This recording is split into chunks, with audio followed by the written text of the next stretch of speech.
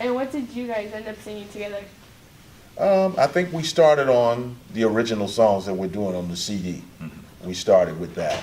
I would say, what was the first one? Well, Shine was the first song we worked that we did when he came in. Yeah. And I would say Brother from Another Mother is when we really got into it. Yeah. Yeah. As far as together. And since you were here in Omaha, did like the audience, the publicity, the society ever change when you guys were performing? What you mean? In what way? And well, how would I say it? Like, Yeah, can you help her? Yeah. Help her out. yeah, was it, like, because Omaha is a little bit smaller, was it like a different crowd that you drew in versus Oh. like Cleveland or something like I see that? what Yeah. you're saying. I got you. Yeah, for me, it was definitely different by me coming from a bigger city. It was definitely different. But overall, I would say pretty much the same. Pretty much the same, though. Just a smaller crowd, but the same response.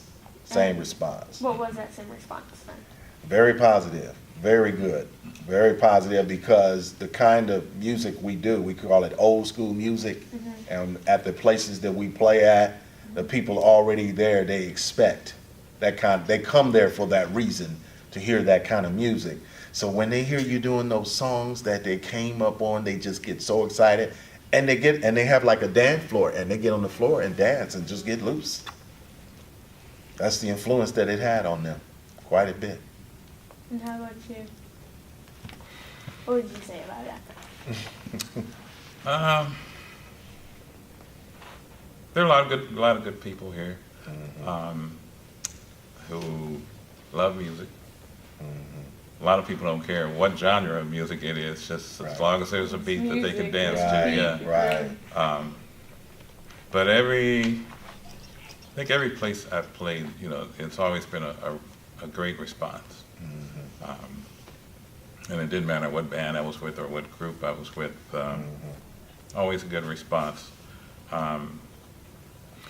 We are still preparing to do our thing live. Right, right. And I'm not to be fat-headed or whatever, but I think we're going to kill it because there aren't people doing music the way we are.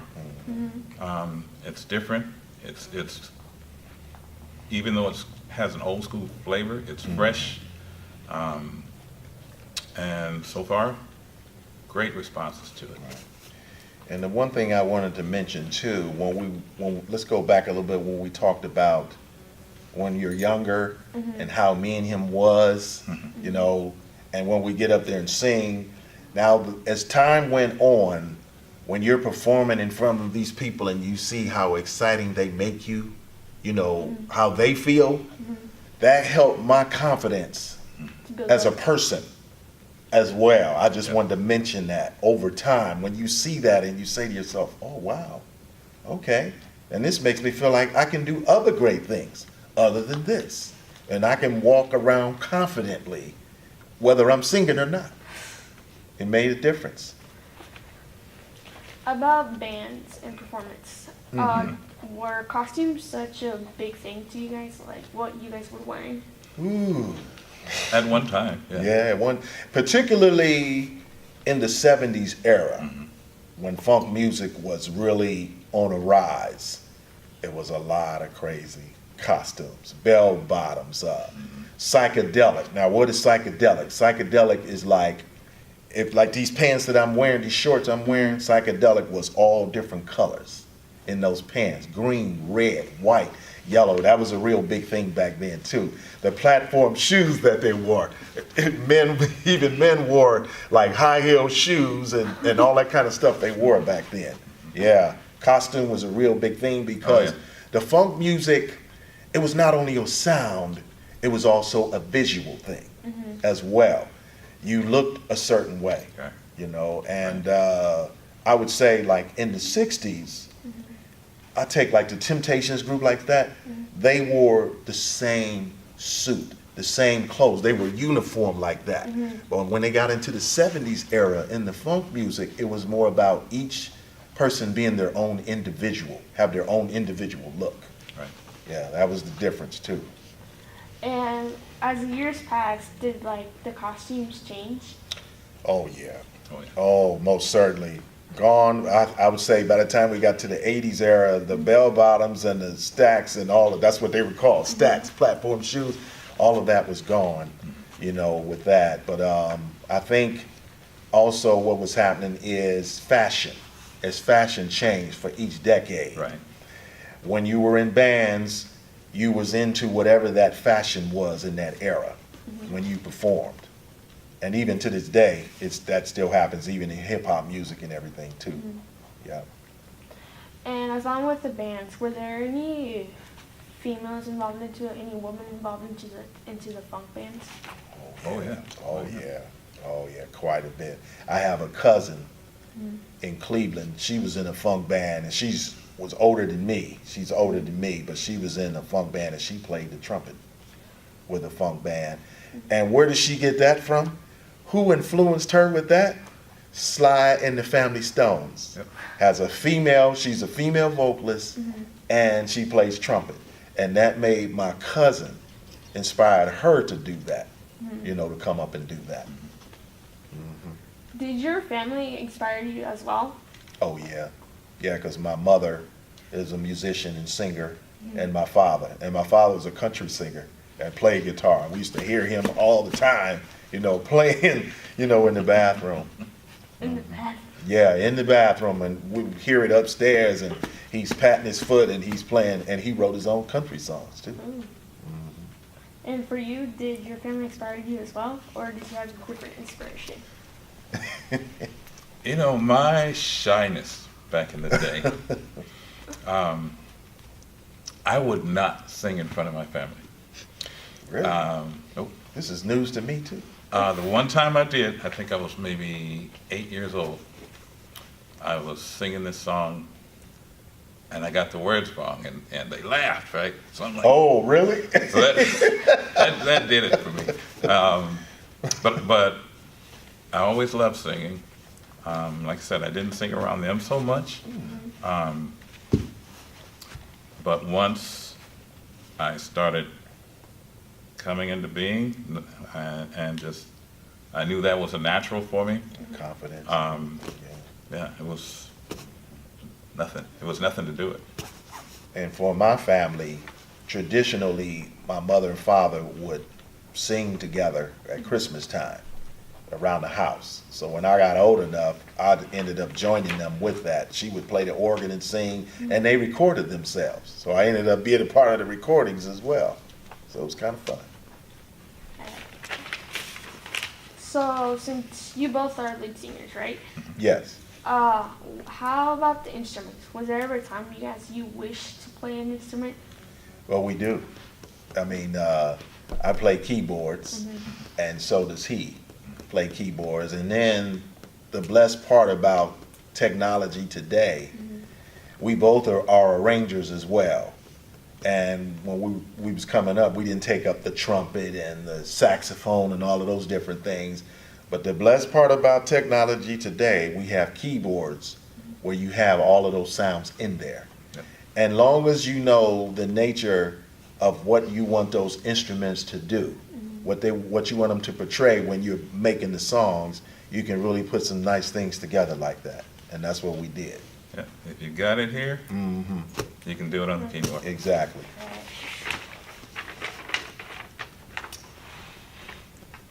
And what do those classical sounds mean to you? Like the sounds in the keyboard? Oh man, it just takes me somewhere. You know, certain sounds like the strings. I love, my favorite is the horns. My wife loves strings, but I like the horns, and different keyboards have different, I would say, quality. Some keyboards, the quality of the horn sound or certain sounds in there aren't as good as the other, kind of generic type of sound. But when it has that real natural sound, it just does something to me. It just takes me somewhere. pretty deep. I just close my eyes and just enjoy it. Just let it go through. Exactly, Yeah. exactly. Yeah, same here. There was a period where, and it started in the 80s. People started stripping horns and strings out of their music. You know, they just weren't including it. Right. And that was the thing I loved about the 70s music. The funk music, yeah. You know, yeah, you had your funk bass, but you had those beautiful strings and horns, you know, Yeah. just accenting. I miss that stuff. So when we write, that stuff's in there. Yeah. Because that's what we want to hear. We want to take people back to that. Yeah. And it's funny too with him, from the time I'm working with him, he may start a bass line and then I may carry it on into the song, add to it, and he said on several occasions, that's exactly what I was feeling, what I was thinking of. So I'm saying that to say that it's a special thing when you get the right musicians together. Everybody doesn't mesh together. Just like in sports, same thing, these teams and stuff. In music, that's important. That's the other thing about funk music with these musicians. They were the right, I can name the Commodores and Parliament Funkadelic, all of these groups, they all meshed real good together with each other. You know, it was real a spiritual thing with them. It was deeper than just the outside of it. Yeah. Alright, so since it was throughout the 60s, 70s, and 80s, did you guys ever came across discrimination? when You guys mean performed? against the music or? Yeah, against the music. Oh yeah. Oh yeah. Yeah. Can you guys go in more in depth and explain to you guys are comfortable? I mean, sometime what happens is if you have a booking agent, they end up booking you in the wrong situation, you know, where they're not expecting that kind of music. They might be expecting country and western or something like that. So it's more in that way where you end up going to a place where they're not expecting, they're not even into that kind of music. Yeah. So that's happened a lot of times in the past for me. And it was a kind of an awkward situation. And I think about the movie The Blues Brothers. I don't know if you've seen that, and where those guys ended up being in a place and they wanted country western music, so they had to adapt. And they looked around and they said, hey, do you guys, anybody know any country and western songs? So they ended up singing Stand By Your Man and what was that other one? Something else they did, and Rawhide. it was Rawhide, right. It was Rawhide that they did.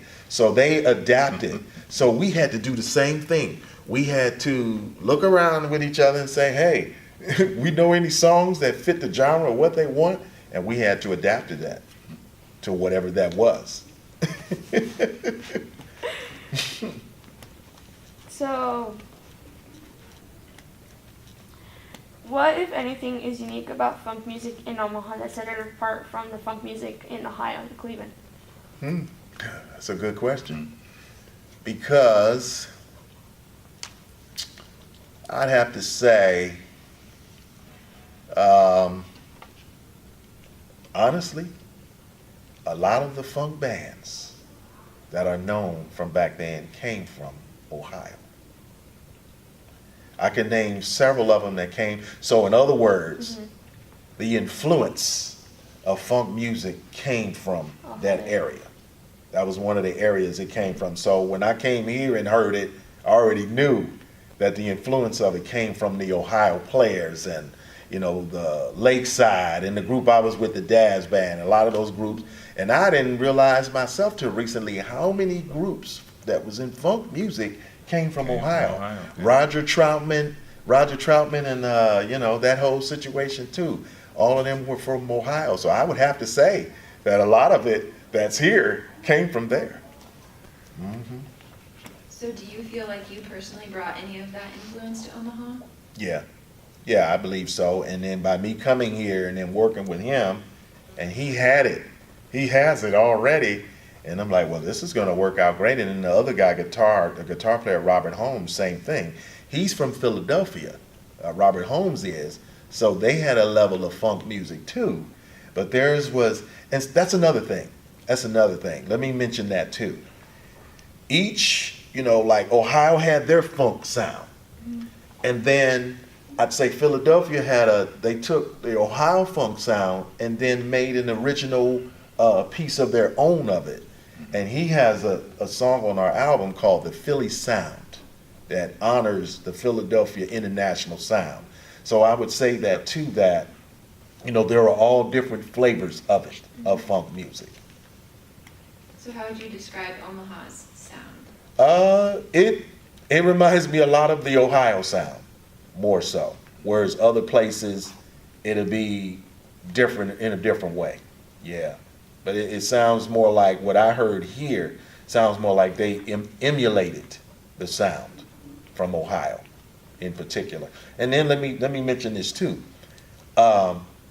When you're doing top 40 music, you're really copying, that artist or that sound. But opposed to what we're doing, where we're doing original music, where you come up with more of an original type of sound to go with that, makes a difference. Because when you're in front of a audience doing funk music, you want to make them happy. So you got to be careful at how you do it, because they got to be able to catch on to what you're doing. Because I've heard sometimes people would say, what song is that? When it would start, they don't know what it is because you try to put your own little spin on it. But you got to be careful with when you're doing that kind of music as well, because people want to be able to know what it is and sing along with you. Right, right. Very important. And then within the performance, it was said that you performed in the Juneteenth in 2006. Would that be right? Yes, I did. And how did you get involved into it? My cousin, my wife's cousin, her name is Vicky, and she now presently is the president of the NAACP right now. But she was involved with, I believe they were called MOTAC, and it was against smoking and all the anti-smoking situation. That was the company called. And they asked us to perform at Juneteenth. And that was me and my wife and their gospel group. We did that, and it was a song called Stomp It Out, and it was a funky gospel song that we did, going down, with the parade, the whole thing. And it went very well too. And did you have any feelings or thoughts before and then throughout the performance? That was my first experience seeing that, because we didn't have that in Cleveland, a Juneteenth celebration type of thing in Cleveland. So it was new to me in the first place. And I just thought it was really cool that everybody came out to do something like that. And then you saw everybody expressing their different talents and gifts and the different cultures of different things that went on with that. So I really enjoyed it. Really enjoyed the whole thing. And with that, from being here in Omaha, do you ever wish to take it back to Cleveland? I'm going to take it back to Cleveland. I'm definitely going to. I already been talking to them about that. Yeah. And our manager, as a matter of fact, the manager of our group is still in Cleveland right now. So she's working on that now. She's my best friend. And so she's managing us, and she's making some things happen there as far as that's concerned. Plus, she's setting up a CD release for us there. We're doing one here first in Omaha, and then we're going to do a CD release in Cleveland.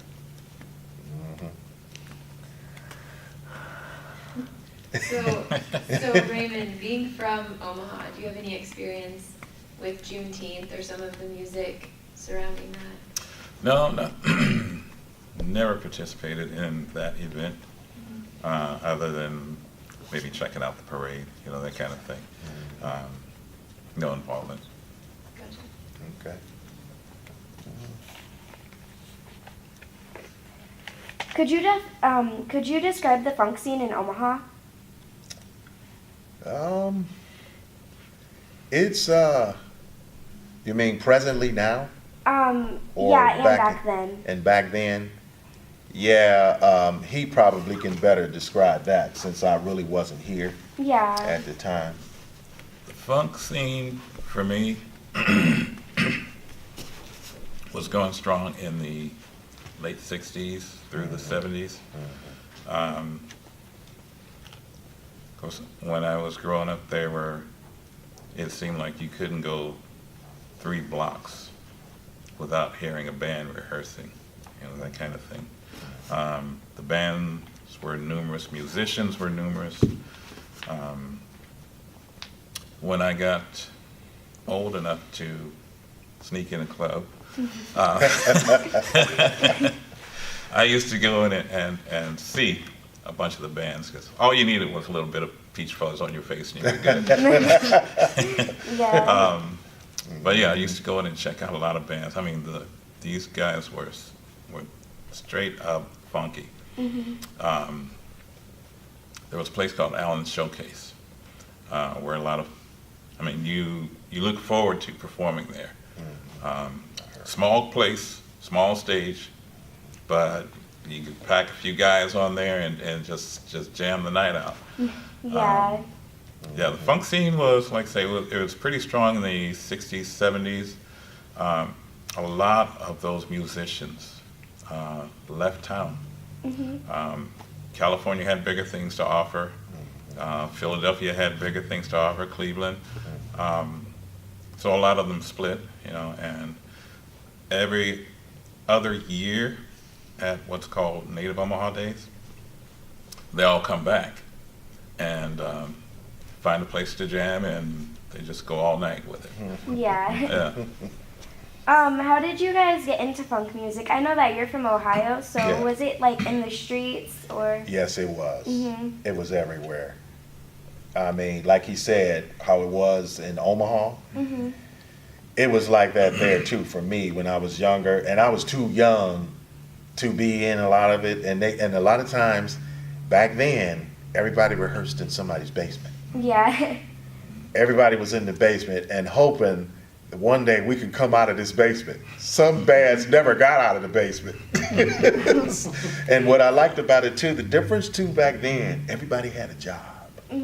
Everybody had a regular job, and they got off at 5 o'clock, 6 o'clock. Everybody came straight to rehearsal and rehearsed for 2-3 hours or so, and then they went home. They were dedicated. The difference nowadays is you don't see that now. People are not trying to, a lot of musicians here in Omaha and a lot of places are not trying to get in somebody's basement or whatever and get a tight band and then go out and play at a club or whatever. Now it's more of, that is their job. They're hustling. It's a hustle more so. Back then it was different, not so much pressure on you to do that. You can pick and choose what you want to do, but now it's a whole lot different now. Yeah. Yeah, a whole lot different. I know that you talked about your family history with musicians. Could I hear about you and your relatives? Like, did they play any music at all? No, there weren't musicians. There were my older sister could sing. Okay.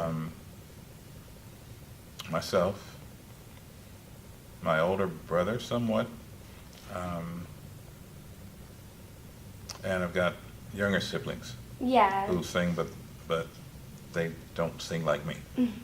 Okay. How did you get into funk music? How did I get into it? Listening to it mainly. Like I said, the James Brown influence, Sly and the Family Stone. If it had a nice bottom and back beat, that was my thing. Yeah. Then so- how did you? Oh, sorry. Go ahead. No, go ahead. Then how did you start like getting into a band with funk music? Since not a lot of your relatives were into it. Neighbors. I had neighbors who were musicians. A guy named Archie Parks, who is currently in Chicago. As a kid, this guy was dynamite on a keyboard. And I always wanted to learn to play like that. Still can't. But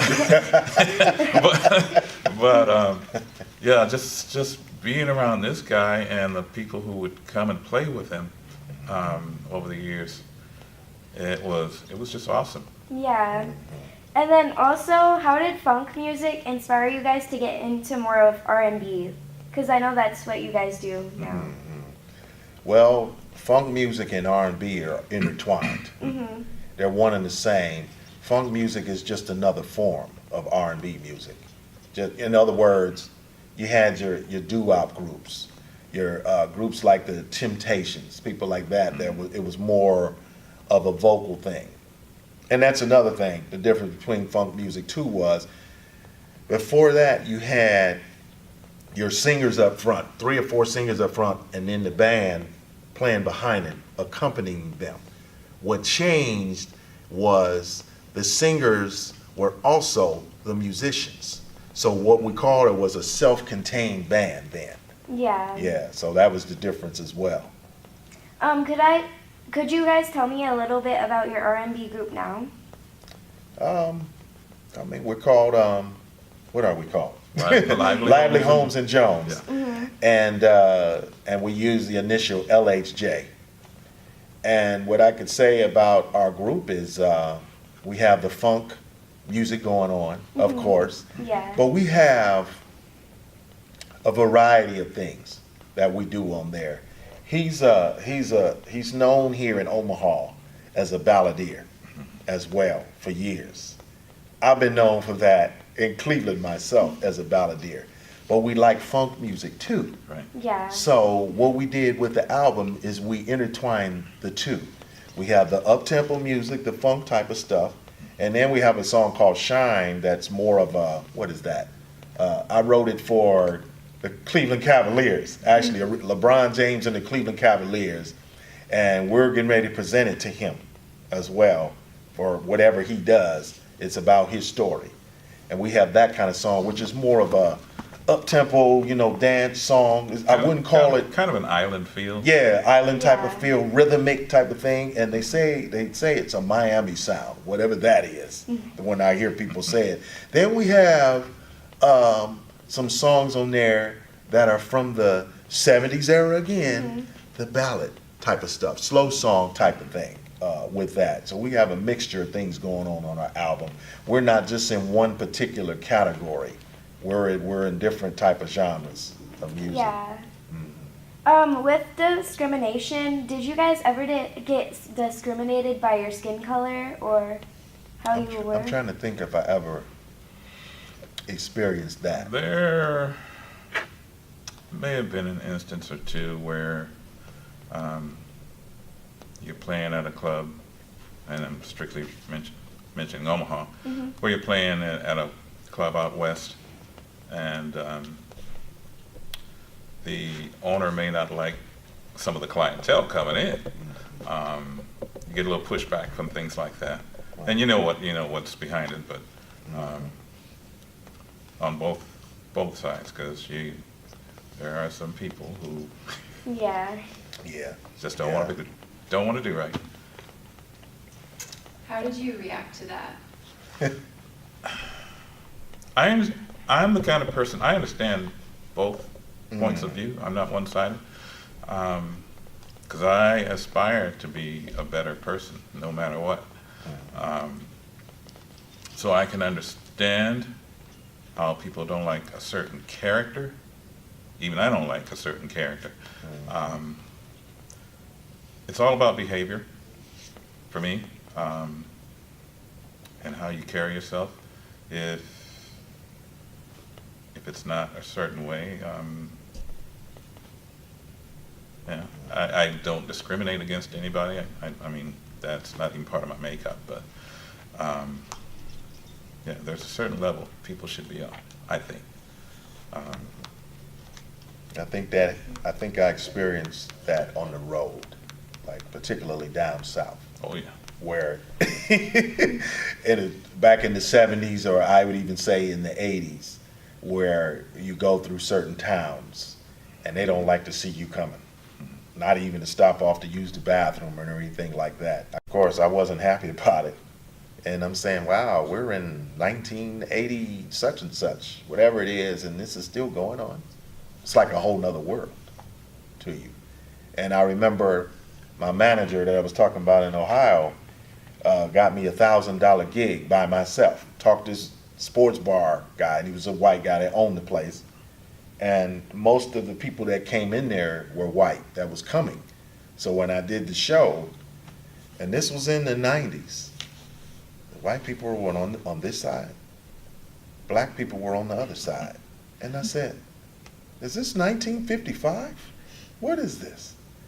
And so I'm doing the R&B funk songs that we're talking about, and a lot of them don't know those songs. They're not, because they didn't come up hearing that kind of stuff, didn't want to hear that kind of stuff.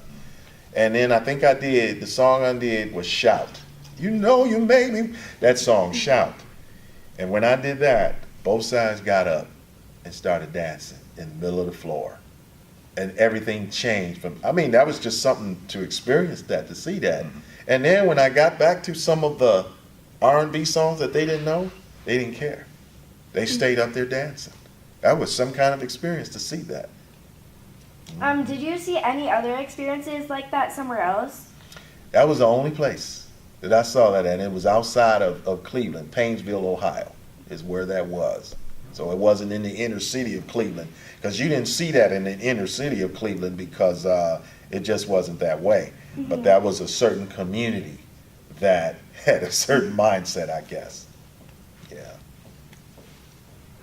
You mentioned performing at Allen's Showcase and out west. Were there other clubs that were memorable in Omaha? Oh, a lot of them. But like I say, a lot of them come and go. Trying to remember the names of these places.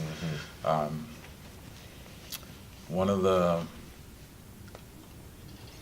know we played a place called Piggies, which is on 90th and Emmett. That place drew everybody. It was a nice mesh of people there. So we had a good following there. Ozone is good. Some of these places. There used to be a place on Dodge where where Children's Hospital is. Okay. I can't remember the name of this place. But it drew nice crowds. And there were different places along the 72nd and Dodge area that drew nice crowds, nice bands. The Aquarius, which was at I want to say 72nd and Pacific. It was a kind of a roundish building. Right. That was a nice place to play. There was a bowling alley where Walmart is on 72nd and Pine. I can't think of the name of this place either, but it was super popular. Had a nice club in there. Just places all over. That's awesome. Well, is there anything you guys would like to add or anything we forgot to ask? Oh, not in particular. Not in particular for me. I was pretty thorough. Sounds Questions. Yeah. Yeah. Just to go back to high school. And similar story to Juan's. I did one of the proms, I think it was, with Archie Parks and the band we were in back then. Nobody knew I sang. So I'm doing this stuff, and when we take a break, everybody's coming up to me, and just like Juan said, it's like, you back out because it's like, Yeah, it does something to you. yeah. It really does something to you. That was a good feeling, but the absolute best feeling of high school was to walk out onto a stage, because by then I had a reputation that was known by then. To walk out on stage and the screams are so loud, it rings in your ear. And that's all you hear for about 2 minutes is Yeah. girls screaming. Good memories. And I wanted to mention too that when I was in talent shows, I always would challenge myself. Now, when I won the 7th grade gong show singing Sarah Smile, I said, okay, next time I want to do something different. So I took the song Feelings, the song, Feelings, that song, and I said, but I want to make it a funky type of thing. So a friend of mine played drums down the street. So it was me singing and him playing a certain drum beat on it to make it, you know, and then the school orchestra got involved, and then they were like, hey, well, let's get into this. And that went real well, and I had on the bell-bottom pants and the whole thing with that going, and they were silk. So then the next year I did it, I said, I want to do an original song that nobody never heard before. So I did my cousin's song. And he was mad at me for a whole year for doing it because it wasn't copywritten, but I didn't know anything about that. And that went well, so now everybody wanted me to write them a song. So it was just interesting, you know, just going through that. And then I would say lastly that when I got to high school, there was a singer named Teddy Pendergrass from Philadelphia. He was real big from that. And I was singing with a group. It was 3 of us. It was called Phase. And they asked me, the lady that was in charge of it said, oh, that was nice. The OJs, that's good. Who's also part of Philadelphia International, the group that we sang with. And they're from Cleveland. The OJs are from Cleveland. So she said, I want you to do a song by yourself at the show. I said, but Miss Ross, the show is tomorrow. She said, well, you better know this song. Well, I'm going to take this stick and, you know, because she had a long stick and you better know them songs or know what you're doing. So I said, all right, Miss Ross, I'm going to learn Love TKO tomorrow for you, for the talent show. I got up there and did that song, didn't know hardly no words to the song, but I could sound like him. It could sound just like him. So I got to stand. The only standing ovation I ever got in my whole life was a song that I didn't even know the words to. So that was an interesting moment. That was interesting. Yeah. That's awesome. If you guys don't mind, I'm going to ask you to introduce yourselves again. Okay. Yes, my name is Juan Lively of the group Lively Holmes and Jones. And I am Rayford Jones. Okay, thank you. I have one last question. yeah. These guys asked kind of about the discrimination, but I wondered, can you talk about, you know, funk has a reputation of being a music that brings a lot of different kinds of people together, and can you say something about what it is about funk that brings people together? That's a good question, because as far as racially, funk music, I think in the 70s was mainly liked by, it was African American crowd. But as a group, over time, like you said, white people, Hispanic, just all different races were gravitated to that kind of music in that era. That's a good question, because that happened. And you saw people that normally don't come together with each other, that music brought a lot of people together from different races. It really did. And like I said, when I performed at that one particular place where you had them separated from each other and you watched that happen. Yeah. So when I did Shout, and then after that I'm doing some funk music or whatever, they didn't care. And then they started interacting with each other like normally they wouldn't do. The disco era Yeah, that's another one. influenced that That's greatly, another because you had all this dance material. Right. And all these people who love to get together and dance. I mean, Yeah. it didn't matter what race you were. Yeah. As long as there was a dance floor and the music was good, Yeah. you were there. And even to this day, funk music is in some kind of form in every form of music. Even hip hop. Let's take hip hop for instance. They took a lot of James Brown music and sampled it and rapped on top of it with a lot of his stuff. He was the first one that they did that with funk music.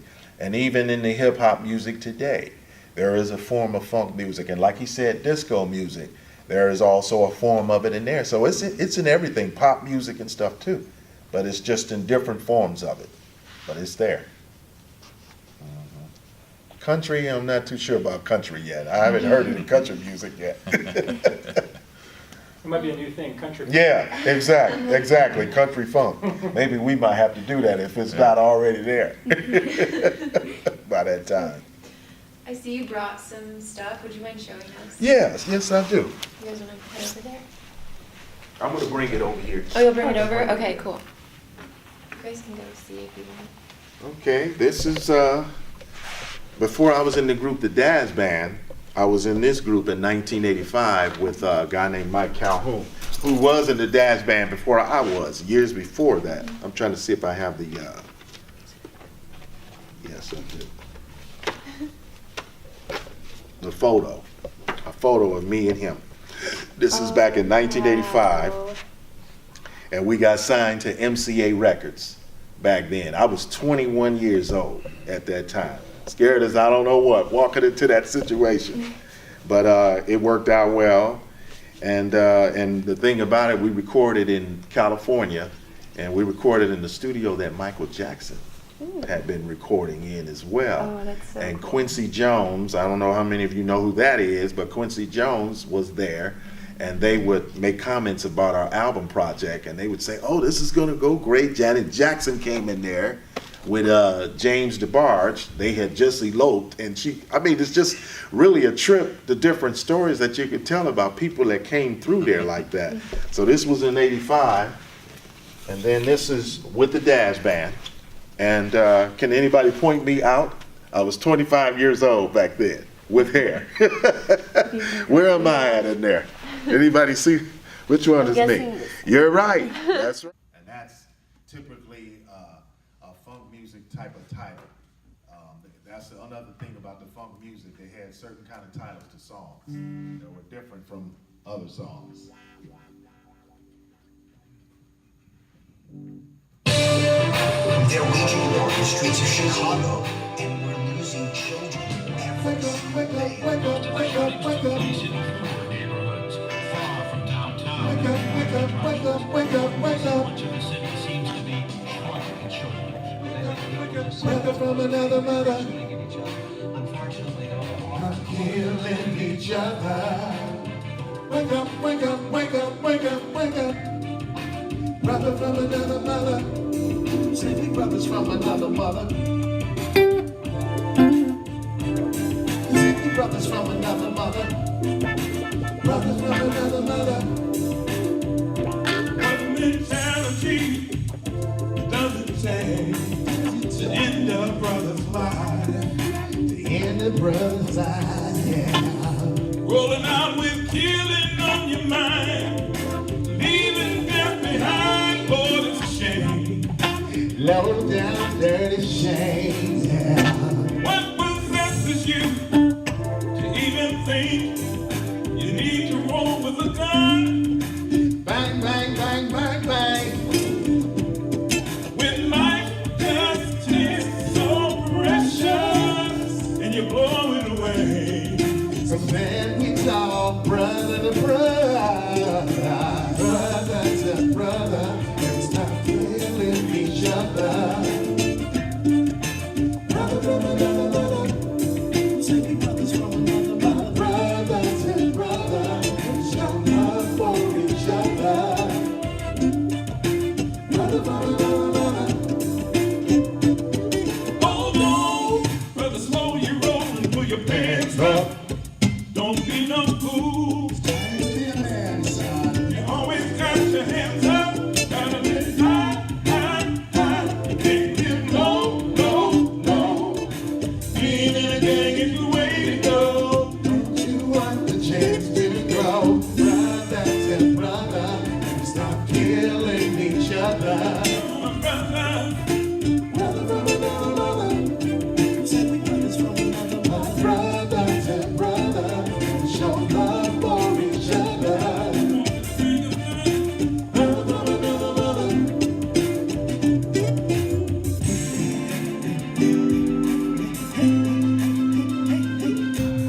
Shine, shine, shine, shine, shine. I made my mistakes, and I must have failed 1,000 times, thinking that this would be my fate, to be criticized all my life. But now I believe there's nothing that I can achieve, and through all the pain I will rise, keeping my